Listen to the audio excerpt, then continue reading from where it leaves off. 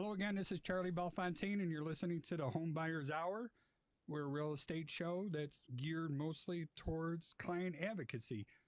We want to make sure that everybody has a safe It's home 10 to live, o'clock. have a safe home to live, and yeah, we wanted to just, basically I got tossed off by that 10 o'clock mark there. So Sorry. and that's all good. We're all working together. So I'm going to go ahead and introduce one of our co-hosts who's going to be with us all the time. His name is Joey Mathews. So Joey, let's go ahead and we're going to get you on the screen. All right. And let's get you to say hello. Tell us a little bit about yourself, Joey. Guys, Joey Mathews, NMLS 1330694. I am an employee of the Federal Savings Bank. I like to call myself the world's okayest mortgage banker. Better than okay, I'm sure. World's okayest is good with Yeah. me. I'm averagely above average. Yeah. I've been writing loans. Originally got into the business 2005. Came back into the industry after the crash in 2015, and yeah, I've just always been a super advocate for the people that I work with. I've seen a lot of people who had bad experiences, and I work with them, and they send me messages like, "Oh my God, I didn't realize it could be so easy." It's crazy the things that I run into. But yeah, no, that's me in a little nutshell, I guess. Yeah. No, I love it. And you're a longtime Chicago guy. And where do you live now? I'm out in Palos Heights now. I grew up on the southeast side of Chicago, the Hegwish neighborhood.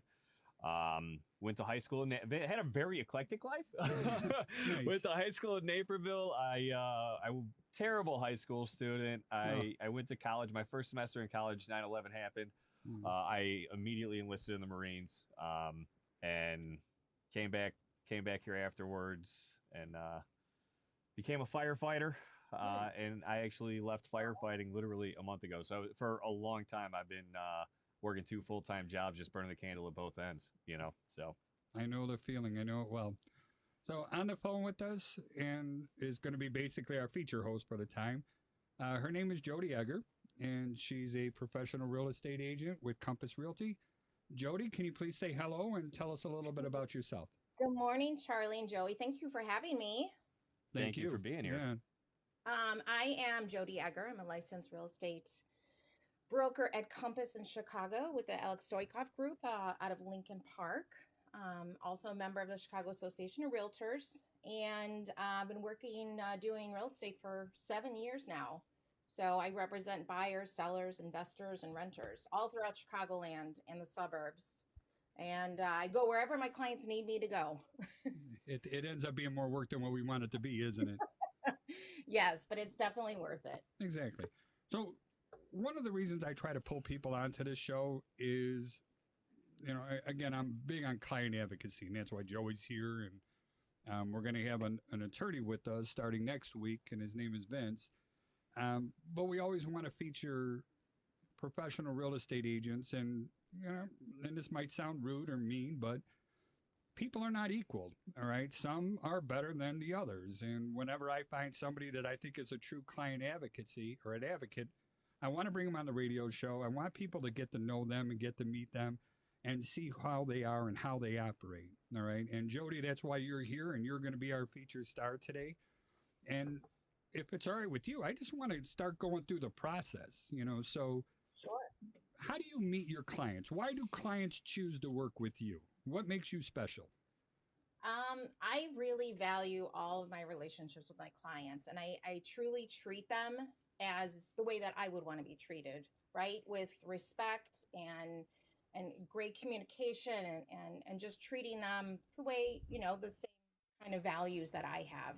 I work very hard for my clients. I'm readily available all the time to them.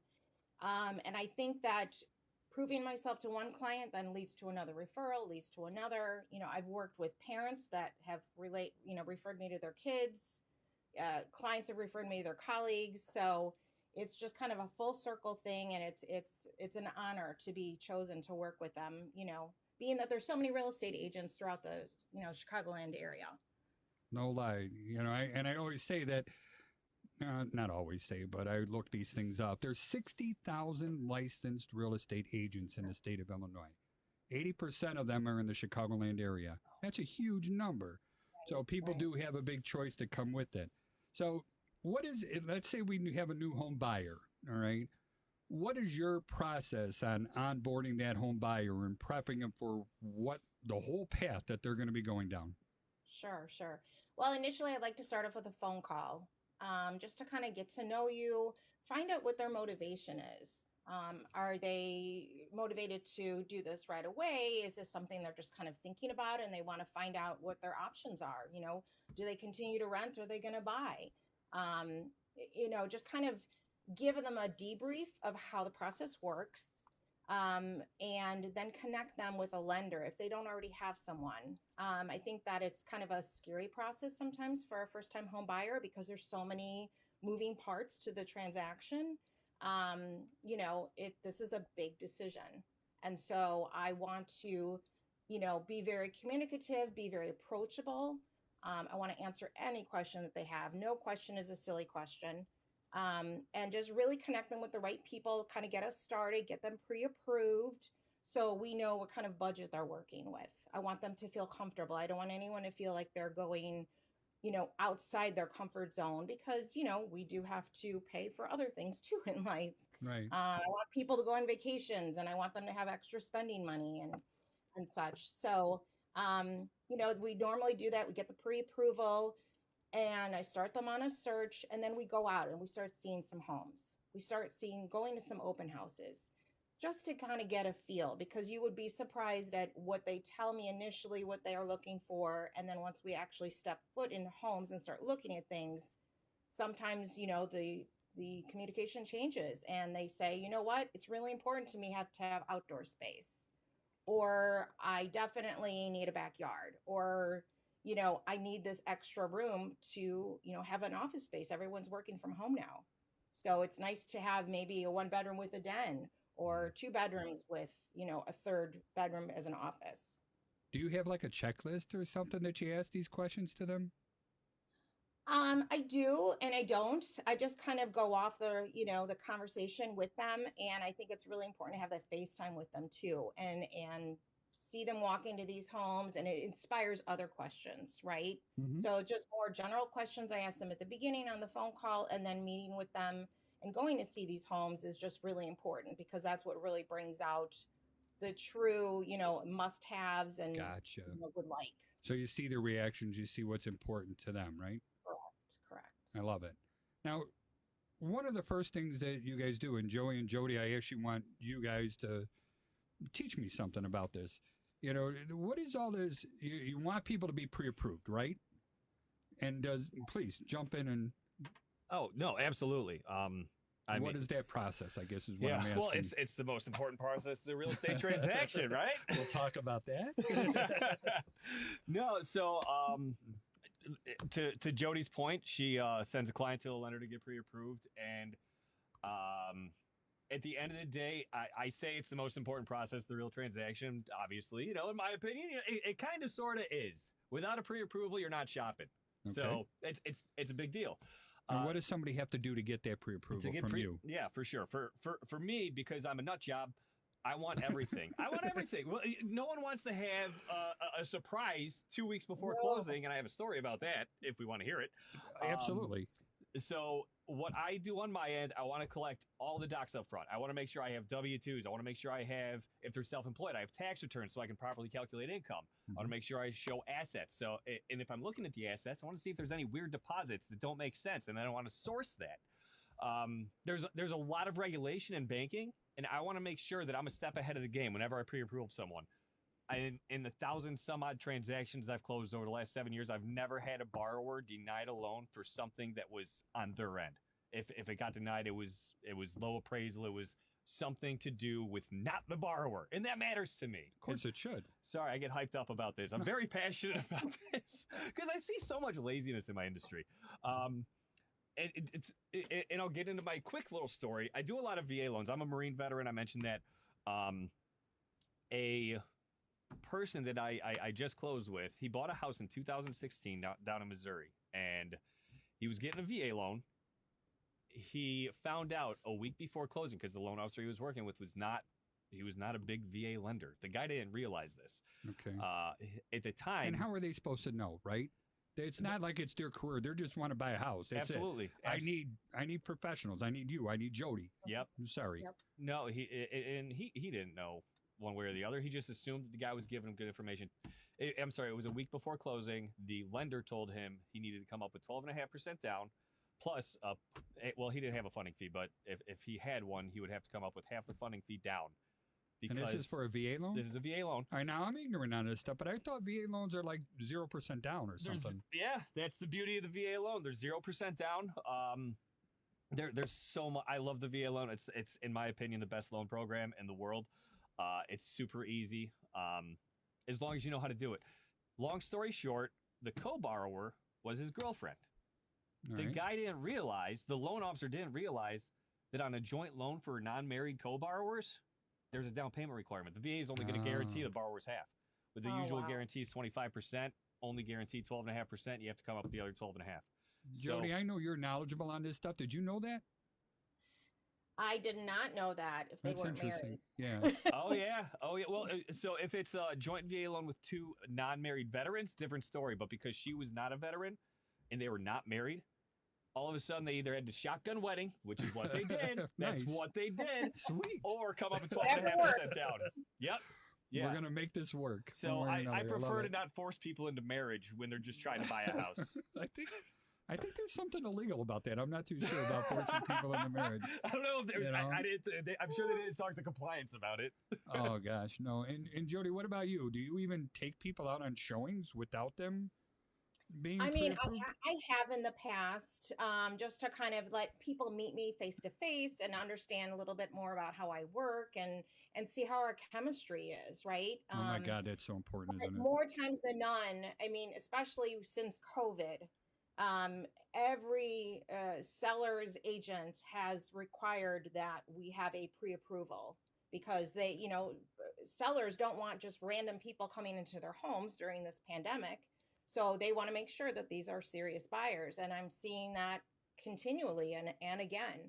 So I think it's really important to make the best use of everyone's time, respect everyone's time, and also set expectations with that buyer. I mean, I don't want them to think, oh, I'm going to go buy a house for $500,000 and then realize that they're only pre-approved for $350,000. Then, they get their heart set on something and then we go back to the drawing board and we're taking like 2 steps back. So I want to make sure that they have that pre-approval in hand because you just don't know, right? If we I worked with a buyer one time, we were just snooping around. There was no sense of urgency. They were still on a lease. We went one day on a Saturday and we looked at 5 condos. The 5th condo, we walked in and he turned and looked at me and he said, Jody, this is it. Wow. And right then and there, and thank goodness we had that pre-approval because I was writing an offer for them that night. Isn't that something? We need that pre-approval to go along with the offers. So it's really, really important. So when you see that smile on somebody's face, when they walk up to you and they say, this is it, this is my house, well, give me your feelings. Oh my gosh, it's an amazing feeling. I mean, it's so exciting. I mean, I'm a part of this, emotional and, such an important, time in their life. And it's my job at that point then to get them the best deal possible. I'm as honest with them as I possibly can too, because, we have to go through the inspection and do this and do that. And if something doesn't feel right to me and they ask me, I'm going to be very straightforward with them. Good.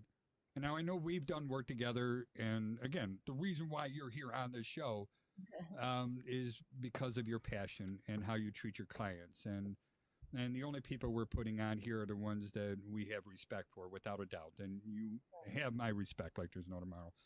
And let's, I wouldn't mind you sharing a few stories. I know we had a couple of one, especially that was just horrible. And, it made my heart stop, basically. Can you share with that one? I know you know what I'm talking about. Yes, Libertyville. Absolutely. Yeah. Absolutely. Well, just for everyone that's listening, Charlie and I have worked together for about 5 years now. And when I haven't worked with Charlie, I've worked with people from his team and everyone has been exceptional. And I love an inspection because I learn something new every time. guaranteed. And it's great because I can use it towards, the next buyer that I'm working with and what have you. Preparing So them, anyway, absolutely. You see something new, and then if you're doing your showings and walkthroughs, say, hey, listen, this might be something that'll come up on a red flag, and we just want you prepared for it. absolutely. Yeah. And it's all about the preparedness and expectation. So Charlie, you were nice enough you did 2 inspections for me that day. Yeah, that's something I don't like doing, and I think I was crying and complaining about it, but it needed to be done, and we were booked up, and it was a real long day. Yeah. Yeah. But our second one was with my client, who is, one of my closest friends too. And it was a townhome. Charlie did the inspection, and Beautiful we found townhome. little things here and there, but it was a beautiful home. Mm-hmm. But one of the red flags, if you will, was that the chimney was very dirty. And Charlie's recommendation to the seller was, you know what, this needs to be cleaned. And so with my attorney, we communicated to them and said, we need this cleaned. We need this inspected, before we close. And the recommendation from Charlie was, I would not light this fireplace until it's clean, until it's addressed and looked at. Yeah, and it was more than that. There was mortar missing in the brick. I saw openings in the smoke chamber, and I'm not afraid to say it was unsafe to use. They shouldn't have done it, but the sellers didn't believe me. No. And we were scheduled to close 3 weeks out. And I was with one of my attorneys, and he turned to me and said, oh my gosh, red top burnt down.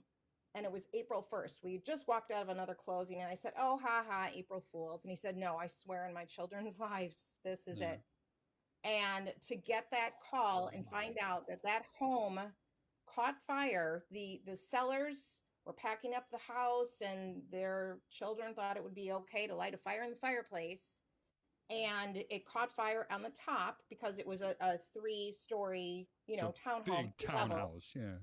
Yeah, and the fire started at the top, and they were all in the lower level where the fireplace was. They smelled smoke, and by the time they got up there, thankfully everyone was okay and they were able to get out. But the firemen came. The amount of water, and Charlie, you could speak to this too from your background. It destroyed the home. Yeah, it was a 3rd alarm fire. It ended up being 3 alarms. 3 alarms on a townhouse. It was a big townhouse, and yeah, they had. I have no disrespect, so I'm gonna throw a little plug out for Lindemann Chimney sweeps out there. I think they're great. They had them scheduled to come out on a Wednesday, and they had the family party on a Sunday. And yeah, lights started flickering. The alarms went off. They went up to investigate. The top floor was full of smoke. They got everybody out of there. I'm not, and they were wonderful. They were the couple that was selling the house. They were talking to me and welcome.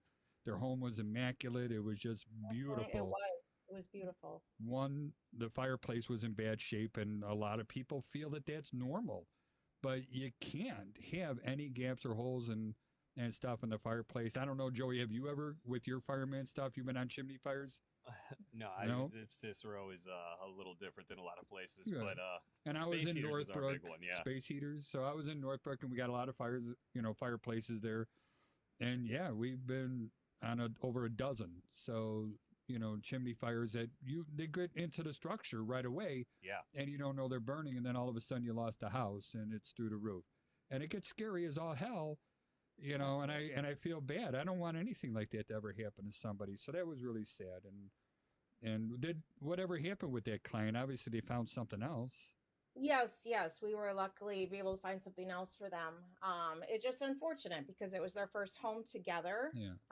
They're blending their families, and it was just such an exciting time. And to go and see that is just, it's heartbreaking. They were enamored with that house. I just remember them. They were so much in love with it. And, everybody got along. Everybody wanted to make this thing happen. And then this tragedy happened. So, something, I'm going to throw a little plug out. In fact, I want to do this for all 3 of us. Joey, give me some contact information for you, please. Yeah.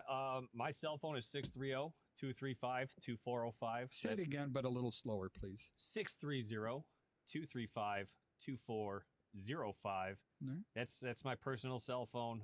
You can email me at jmathews at the Federal Savings Bank. Only one T in Mathews because I'm a Polak. Gosh, we need to be a little more politically correct, even though it's you. Hey, well, all right. All right. Yeah. The name when we came from Ellis Island was Matashevsky, and honestly, they literally just shortened it. They're like, yeah, you're Mathews with one T now. You're apparently going to be Irish forever. I love it. But yeah, that's my personal cell phone. Seriously, I'm very passionate about this. I tell people all the time, call me 24/7, text me 24/7. It's not work to me. This is so much fun for me.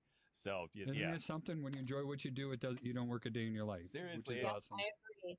Yeah. And for those of us listening on the radio, we are going, or on the podcast, we do broadcast this live to our Facebook channels, and you're going to have Joey, Jody, myself. We're going to have Vince's contact. Everybody who comes on here, they're all going to be up on the Facebook channel, and then we're also going to be loading these up on all the different podcast services, and we'll make sure that we put contact information there.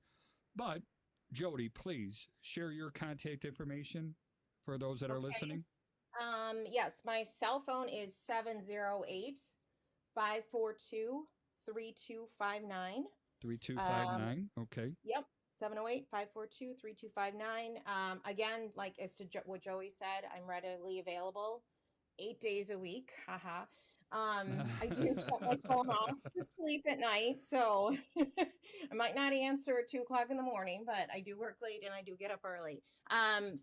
Best email for me is jodi.egger@compass.com. So it's Jody, Jodi.egger, EGGER @compass.com. I like it how you always say it's egg you know, It's so egg-er.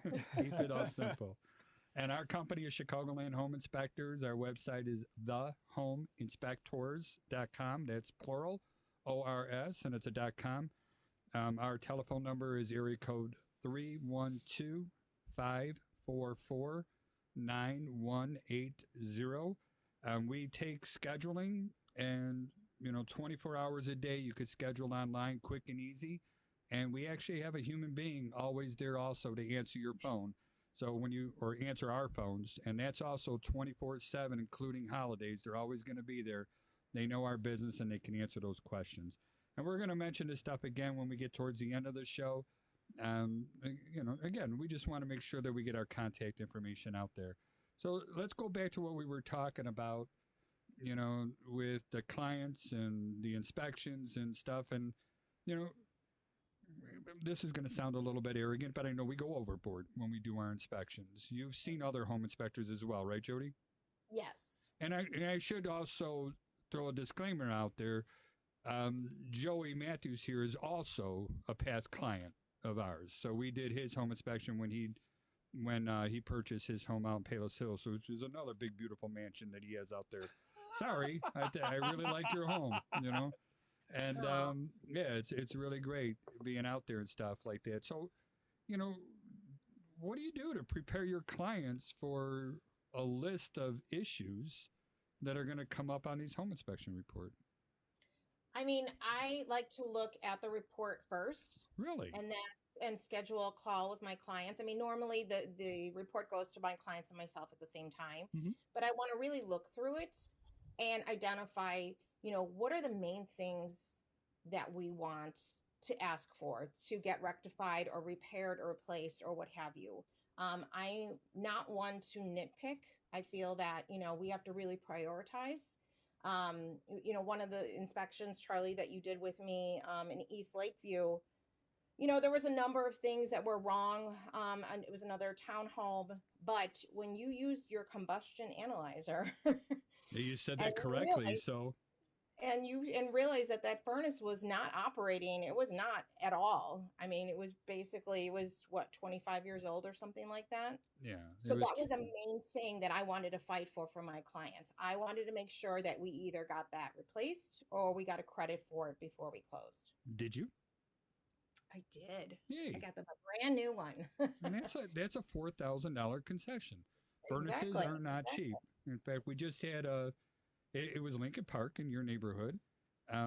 Big monster home there, 3 furnaces, and 2 out of the 3 were showing high levels of oxygen after the fire and high levels of excess air coming out of there, and that tells us that we pretty much have a hole in the heat exchanger. There's no other way for fresh air to come into the combustion gases after the fire, unless there's an actual opening in there. And Joey, didn't the same thing happen to you, if I remember right? That absolutely happened to me. It was exact same situation. The furnace, there was just too high of levels of carbon monoxide coming off that thing, and who I was buying from was an HVAC engineer. So when he saw Charlie pull out the combustion analyzer, sweating bullets immediately. He called he called his agent. He was like, "Oh my God, what is this inspector doing? This is too much." Got the furnace replaced. No fighting about it. It was amazing. It's good to have the proof and the numbers and the stats, and the only headaches we get with that is there's a lot of heating contractors that have the tool, but they don't have it in the truck, so they don't bring it out to the site. And they'll just come there, they'll turn it on. Yeah, it's producing heat. The carbon monoxide alarms aren't going off, so the furnace must be okay. And just because we're not distributing carbon monoxide into circulation, it doesn't make it safe. It's still a problem. And that way we still have to get it fixed. So give me some more, Jody. What other things, whether it's inspection, give me some unusual things that you have and how you solve these problems. Well, another thing too that, if I'm selling like a single family home, or I'm working with an investor and they're buying a building, something else that's really important is looking at the structure and the foundation of it. Right. So, I'll reach out to a structural engineer and have them walk the property with me, with my client, and say, like, we go inside too, and we look to see, is anything look really, does something not look right? Do you see a connection that's not happening in one of the walls, or is there, a bunch of, bricks missing, or holes, or just gaps, or what have you. I did. You're talking to my heart right now. You know that, right? I had a client that was looking for, they had been flipping houses for quite a bit, and they wanted to find a project. And, they wanted to find a home that they could really, turn around and live in it and make it their forever home. And so we were looking at a variety of single family homes in the Lakeview and Lincoln Park area. We found one, and it looked like it had great bones, but it had been vacated for quite some time. So I said, you know what, let's get a structural engineer. Let's walk the property. I was doing a lot of research on the property ahead of time, and, found out that there had been a fire in the garage, and there was this, and that. And then in looking at the ceilings on the second level, you always look for former leaks or moisture or something that just doesn't look right. Some sort of evidence. Yeah, you don't know what the roof looks like unless you have somebody up there. And this is a typical Chicago garage you're talking about, with the flat roofs and sometimes a deck on top. All right. But it's just funny because we didn't have the inspection yet. We wanted to have the structural engineer come and look. All right. And so we went under contract. I scheduled the structural engineer to come out the next morning. The night before, we had a horrible thunderstorm here in Chicago. Oh boy. And we, met the engineer there. We all, took a walk around the property. She pointed out several things that she just said, this doesn't look right. Yeah. We started walking up the stairs to the second level, and I heard a drip. Drip. Oh. The roof had caved in in one of the bedrooms. Why do all these drastic things happen to you? What are you doing? Are you causing these things? I don't know. All inspections after thunderstorms. Oh my gosh. But it was, I just turned around and looked at them, and I'm like, I guess this isn't the one. There's just, you just got to learn to walk away from some things. And it was just another unfortunate situation, but this is life.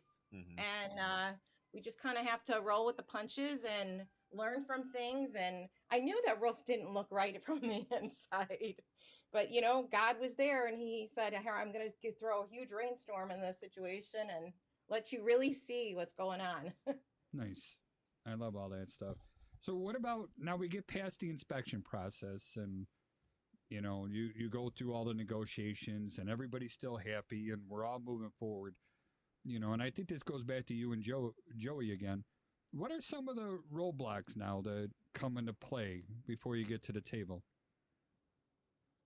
I mean, I would think one of my main ones is after we get through the inspection, it's the appraiser that comes in. And if the property doesn't appraise for what we're under contract for, that can, it can pose a huge problem, because if we can't come to an agreement where the sellers are willing to renegotiate the price, sometimes they push back and say, well, hey, let's meet in the middle. We'll come up 5 if you come, to the table with 5, if there's, $10,000 difference. I've had transactions that have, unfortunately fallen apart because we couldn't come to that resolution. So the appraisal is really important. No, without a doubt. Now, and Joey, maybe you could answer this one. Again, not all appraisers are great. Not all of them are bad. All right. But do you get involved or find out what properties they're using for comparables at all? Because if they're using the wrong ones, couldn't that throw a hamper into things? Absolutely. So obviously the appraisal, they come back with the value that they come back with, right? And immediately I'm calling both agents. I'm calling the list agent, I'm calling the buy agent. I'm telling them we have a value issue, right? And I tell them how big the value issue is. I find out, I look at the comps, I send the comps that the appraiser used to the list agents, and I'm like, hey, I agree with you. I actually feel like we have good value here.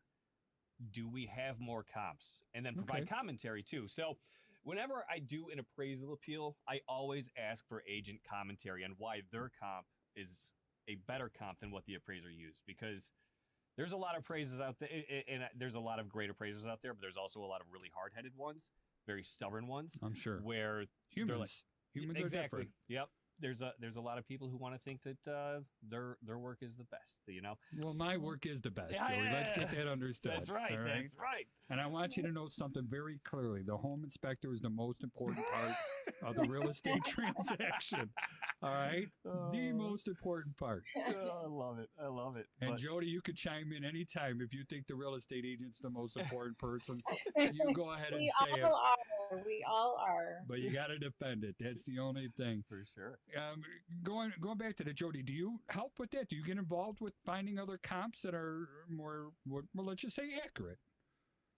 I mean, I do. I think that's the main thing, is to all communicate, just like Joey said, is communicate with the lender and communicate with the other agent, whether, they're representing the seller or the buyer, and just making sure that we do have the right comps. And, every appraiser is different. And I have had some appraisers come into a property and they're wham, bam, thank you, ma'am, done. Mm-hmm. Yeah. And others come in and they measure everything and they take pictures. And so, it's every point of this transaction when you're buying or selling is very important. So, and that's a huge part of it. And you know what, we got to defend our clients at the end of the day. So, yeah. And our decisions and our actions. All right. That's one of the reasons why I think you two are so special is, hopefully other people are hearing your passion in doing what we do. Mm-hmm. All right. And that's why I think you guys are special where it comes into this business, and that's why you're here. But yeah, I'm losing my train of thought a little bit. I want to go back with those comps and figuring things out there. But before I do that, I want to jump in there, going back to the inspection part. Did you know that we wrote a little ebook about negotiating after the home inspection? And in there we have basically how the client can take all the information that we give them, and they put it in 3 different columns. All right. Mm-hmm. And first column is going to be, this is too much for me. I don't want to buy this house. All right. Unless I get these things fixed or I get compensation for them. And then the third column is going to be, okay, homes have problems. I know that. And these are going to be problems. I'm going to let the sellers know we know about them, but we're going to accept these. We're not even going to ask for a concession on this. This is me being as reasonable as I can. And hopefully the clients will stack that as much as possible. And then everything else is going to go in the middle. And that's where you ask your attorney and your real estate agent, be my hero, be my advocate. Get me as much of this as you can. However, even if you can't get me any of it, we're still going to move forward with purchasing this house. And then they take those columns, and I think that's where they should be coming to you, or you should, talk to them about the market and the powers that they have. And I guess that's where I'm going. Have you, obviously we've all noticed that the market was real busy this last summer. What does that do to negotiating powers that you have for your client? Well, I mean, just case in point, last spring, it was an insane market. It was so competitive. And, somebody would list a home on a Tuesday and they would be asking for best and final by a Sunday. And offers are coming in, whether they're cash or, 20% down or what have you. But some of them were waiving the contingencies, Yeah. such as the appraisal or an inspection. And yes, you can waive that. And yes, you can still have the inspection and you can choose to walk away, if that's not the right home for you and you realize that there's more involved. But it's a risky thing. I mean, it's good for negotiating power if you do waive that and a seller feels like, okay, great, we don't have to worry about any of this. But I think it's also very important though, too, because you want to know what you're buying. And, all the arms and legs of this process are very important, equally important. Now, if you waive that contingency, let's say the inspection one, can you still have an inspection? I still have one, yes. Mhm. I recommend that my clients still have one.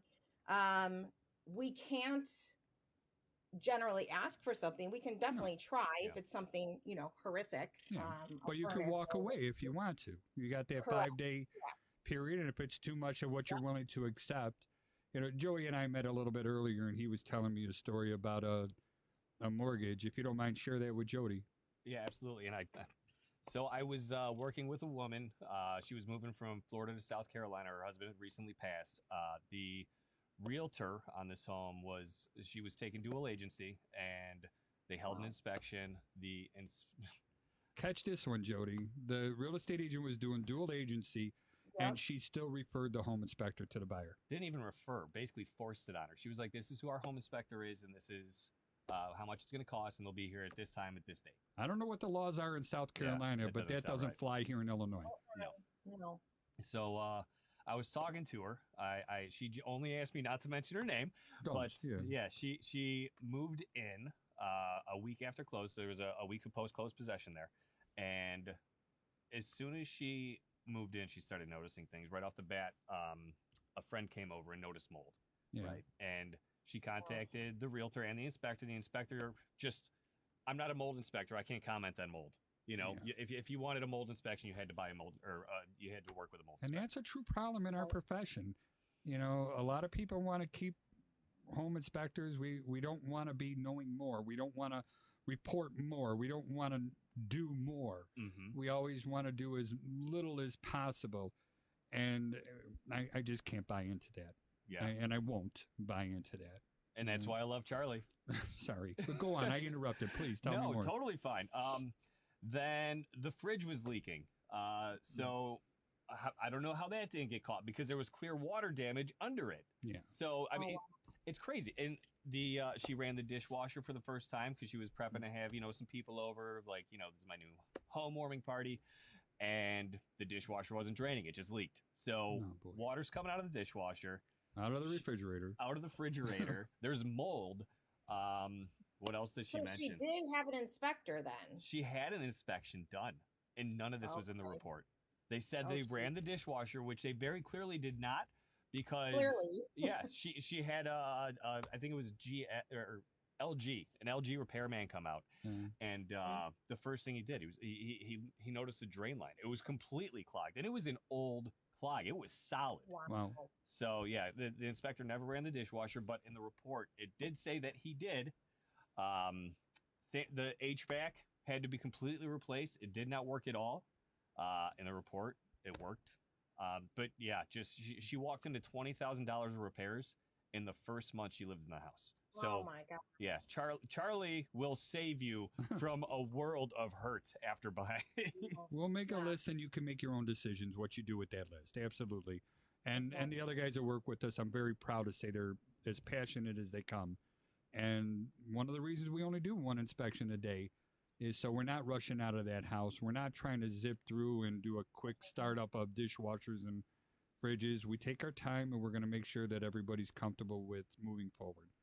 That's the bottom line. Sorry, I'm doing my things. Joey, one more time, tell me more about the Federal Savings Bank. Give me your contact. Yeah, so Joey Mathews, NMLS 13306. Oh, 694. You got to put that Sorry. out there legally, don't you? I can fly through that one though. As Yeah. long as I say it, I'm good. My cell phone 630-235-2405. We are a FDIC nationally insured bank. I do loans all over the country. It's very important that I stay at an FDIC insured bank because of being a veteran. I know people all over the country. I closed loans in 39 states last year. So Wow. yeah, it's I think you closed my son's loan in Tennessee. I did So, twice. Or no, twice. just once. I did his condo up here, and then I did his Tennessee. Yeah, but yeah, Chris, great kid. Great Thank kid. you. Um, And Jody, give me your contact info again, please. My cell phone is 708-542-3259. And my email is Jody, Jodi.egger, EGGER @compass.com. All right. So now we're getting towards the end of the transaction, and we're ready. What are the 3 favorite words you want to hear? Jody, when you get towards the end, from the mortgage person. Clear to close. As I hear that CTC, I hear that all the time. It's like all of a sudden the wine bottles start popping and champagne's flowing, and it's like, all right, we're done when we get in there. Have you ever run into like those last minute roadblocks, or what can go wrong, I guess, at the end? And Joey or Jody, either one? one up earlier. You can find out you have to get married before you close. Oh, yeah? Isn't that funny? Oh my goodness. I could speak on the mortgage side for Please. sure. I'm going to go put a bunch of money on an Ashley Furniture card store or store card right before closing and open a new debt. I'm going to go buy a car. I'm clear to close. We do a soft pull the morning of close. We make sure there's no new accounts. Oh boy. So if you have a new account, we're going to have to push closing because we're going to have to verify that account. We're going to have to verify repayment. It's going to affect your debt ratios. We have to rerun AUS, automated underwriting, and then we have to send it back to underwriting for an updated clear to close, send it right back to close. It's a pain. Buying a car, quitting your job. So earlier I said I've never had a borrower denied. I've had one. Quit his job the morning of close because he was buying an investment property and he was planning to live off the income from it. So yeah, quit his job morning of close. That's why it's so important that we educate our clients and tell them. And I feel like that's something I need to do a better job of telling them about is don't make any huge purchases or transactions or big changes in life events. Once we've got you pre-approved, we're through the process, we're almost ready to go. Don't go out and buy that car or buy a boat or like you said, quit your job. Don't you wish we could put together like a mandatory training program where you have to watch this video, you have to go ahead and take this test? I agree that I'm not going to do anything until after I, move in and get the keys. Here's our rules and regulations. Yeah, and I love that. And I think preparation, Jody, is the key to everything. Am I wrong in that? No, absolutely. And getting your clients and letting them know what's going to happen, let them know what could go wrong, the do's, don'ts, ifs, thens, anything that could come into play. It's a scary, scary process. I mean, how long, I want to go back to the person that quit their job. Were they still able to buy the property? No. Oh, no. Quit their job. It was a union employment job. So there was no income. If we can't verify income and verify employment, we have no way to verify that you can repay the loan. And he did not secure other employment. And dead in the water. He was going to go to the closing in anticipation of closing, and you found out that morning? Yeah, because we did a verification of employment with HR that morning, and they said that after it was like a 2:00 closing, so we did the verification of employment at 10. They're like, no, he quit his job. He didn't show up today, and he called in. Done. Wow. Yeah, That's sad. it is sad. It's incredibly sad, and I that do. just ruined somebody's life right now. He was expecting that income from that building, and he doesn't have it at all, and now he doesn't have a job. Yeah, and that's a horrible, horrible thing. And it's all, and I'm sorry, I'm going to be a little mean to the real estate agent, whoever is the closest person to that. And again, Jody, please don't think I think all agents are bad, but there's some good and there's some bad ones out there. And, but yeah, if you're not prepped, and you just, I don't know, I don't blame people for doing uneducated things. I blame the ones that are educated for not getting the client educated. Yeah. If that even makes sense. No, babbled words. I'll blame myself. You know, it's my client. At the end of the day, I'm the guy that's always going to take blame for everything, because as soon as something comes up, everyone wants to point fingers. Yeah. Just point at me so we can come up with a solution. That's the key. I call that the fastest fingers in the West. You know, exactly. Get out there and point the fingers at someone else. But you know what? I'd rather be accountable, find a solution, and let's make it happen. Yeah, you know? That's just one where it's like, well, I can't just give this guy a job right now on the spot. You know, and so I'll take the blame. I try to tell everyone, like, no big purchases, no new lines of credit. Please don't quit your job. But at the same time, if I don't say it like the morning they're going to quit, you know, I can't control what happens. It's assumptions. I mean, you know, I'm not the smartest guy in the world, but I don't think I would quit my job. No, for sure. Until after I know I got, you know, everything done. So, and I'm sorry if I'm sounding mean to that person. I don't mean to be. Yeah. It's just, wow, I'm flustered. Yeah. You know, that's a horrible, horrible thing to happen to any human being. Yeah. So agree. And that's why I think it's so important that, you know, I have, as an agent, I've open communication with my real estate attorney and with the lender on the transaction to say, hey, this is what I went over with the clients, or this is your conversation with them, just to make sure everybody's in the loop, because it is difficult sometimes to keep everybody on the same page. You know, there's a plethora of emails flying around, and there's something from the attorney, but he didn't CC the lender, and vice versa. And I kind of serve up myself as like a quarterback after we go under contract, because I want to make sure that everyone's communicating, everybody knows who's on first, you know, and it's really important. It's all about the details. You do know I'm an Abbott and Costello fan, right? Or you didn't know that?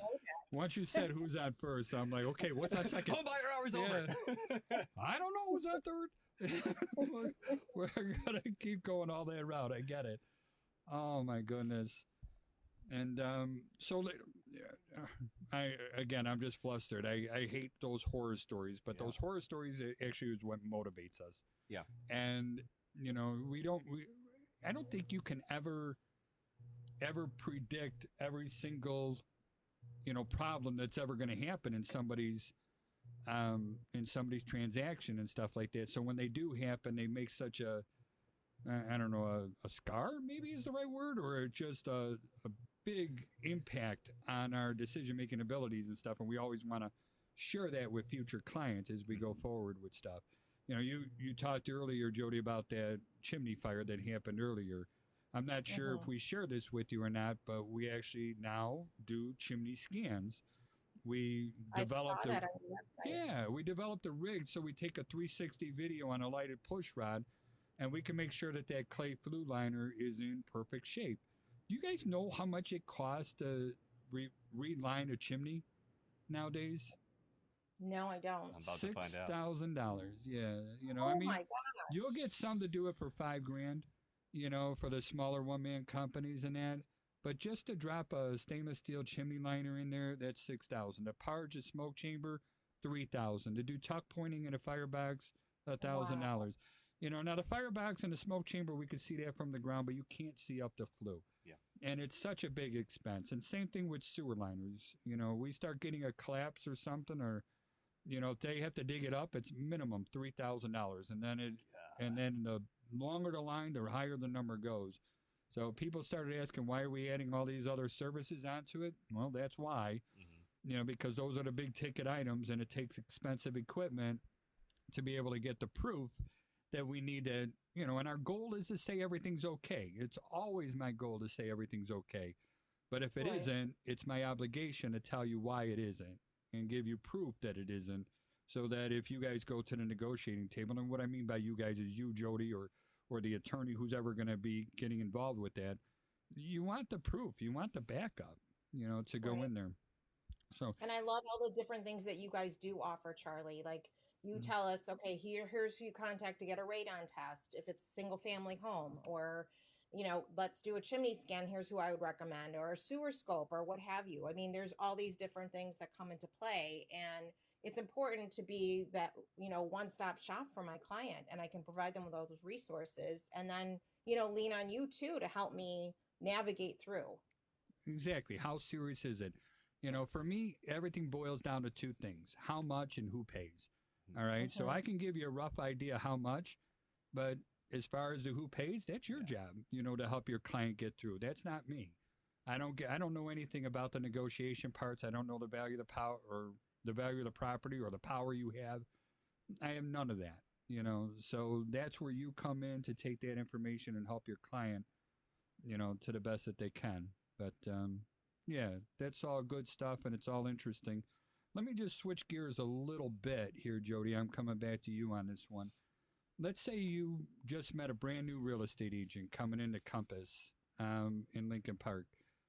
We'll get to that a little bit later. My mind just clicked in with the ADD. It's like, holy cow, What advice would you give to a brand new real estate agent coming out there to help them, be successful and be the best real estate agent that they can? I mean, I would definitely say find a mentor, someone you can shadow, that's willing to help you out. I mean, do you still have a mentor today? I have several mentors. I've got, I've been blessed to work at a number of different brokerages throughout my career, and Give them a shout out. I worked at Chicago's Property Shop, which has now become the 77 Group with Fulton Grace. I worked at Properties. There's just a number of different professionals that I've leaned on before and just said, hey, I heard, you went through this, like, how did you handle it? And it's problem solving and it's talking things out loud. So I think it's, like I said to you before, every inspection I go to, I learn something new. Every day I learn something new. And I think it's just really important to align yourself with like-minded people that are looking to, they're in this for the right reasons. They're looking to, represent their clients to do the best possible job for them. And I think it's important to shadow people and have a mentor or have multiple mentors because you learn something from every person you work with. I like that multiple mentor things and stuff. And, same thing in my profession. There's other home inspectors that I built good relationships to, and we bounce things off of each other all the time. Everything is about learning more and knowing more. Joey, I'm going to ask you the same question. If you could find a new mortgage person in here and also who was your mentor? Who's the one person that really affected your life in doing this? So, Bill Cunningham. Bill Cunningham. He was another guy that was from the Marines. He was also a firefighter. He got me into the mortgage business. He's Irish, just like you. He's the real cut type though. I'm just the Ellis Island Irish. I love it. Yeah, he brought me in. Great guy. He's one of my best friends. And yeah, I talk to him all the time still. And what is your advice to somebody new coming into the business? So I hire people all the time. My biggest piece of advice, other than of course, the mentorship, always be learning. Know your guidelines. Do not follow it. Yeah. It's crazy how easy it is to get complacent. Guidelines change all the time. Stay on top of it. And our laws change too. People don't realize it. All right, we're going to be closing in on time real soon. So, Joey, again, give us your contact information. Joey Mathews, 630-235-2405. And I know Jody. I know it's hard with Jody and Joey. I apologize. It's okay. I don't know who you're talking to. I know. So, Jody, please give us your contact information. Again, my cell phone is 708-542-3259. You can reach me via email at jodi.egger@compass.com. Sounds good. And just one more thing. On Sunday nights here on AM 820 at 9 o'clock at night, there's a pretty cool radio show, and I listened to it this last Sunday called the Sports Cubicle and stuff. And our producer here, Devin Tingle, is fantastic, and I'm giving him a thank you, and he is outstanding when it comes to that show. So that's all we have for you. I want to thank you both for being here, and you guys have a good day and give us a call. Bye-bye. Thank you, Charlie. Bye, guys.